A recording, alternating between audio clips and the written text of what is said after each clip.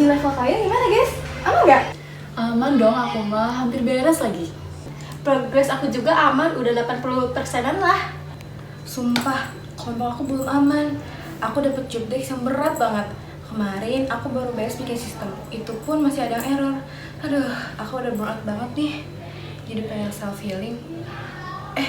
Jalan-jalan yuk. Kamu lupa ya? Kita itu kan kemarin habis jalan-jalan. Masa mau jalan-jalan lagi? Memangnya kenapa kalau jalan-jalan lagi? Kan hitung-hitung refreshing, capek tahu, masa ngerjain project mulu, beli makanan enak, barang bagus, kan itu namanya self reward. Self reward sih self reward, tapi kamu udah self reward yang ketiga kalinya buat minggu ini loh. Kamu cuman pengen belanja puas dengan kedok self reward kan? Kalau mental dan fisik udah terjaga, otomatis pekerjaan juga jadi lebih lancar tahu. Orang yang rajin self reward itu biasanya lebih tahan dengan tekanan dan juga gak gampang stres tahu. Hal ini tuh bikin kita juga siap buat melanjutkan pekerjaan selanjutnya.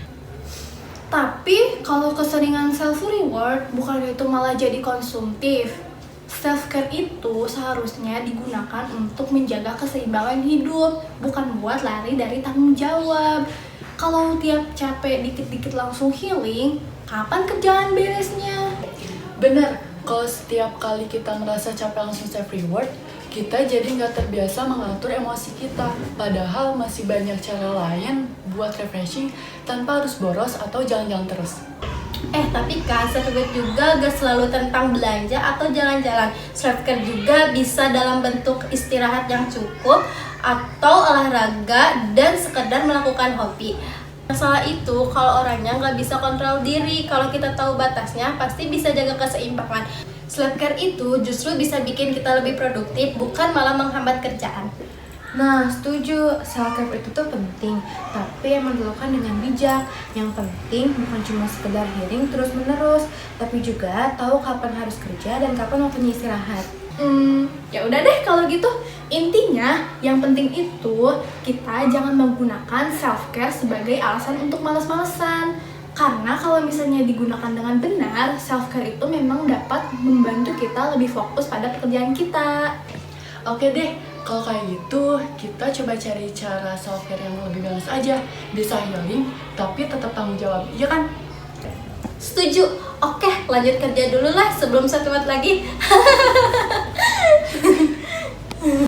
Apa itu self reward? Self reward adalah bentuk penghargaan terhadap diri sendiri setelah menyelesaikan tugas atau mencapai suatu tujuan. Contohnya bisa berupa membeli sebuah sesuatu yang diinginkan, atau pergi jalan-jalan, atau melakukan hobi favorit. Lalu selanjutnya ada manfaat self reward. Yang pertama, meningkatkan motivasi dengan memberi hadiah kepada diri sendiri, kita bisa lebih semangat menyelesaikan tugas.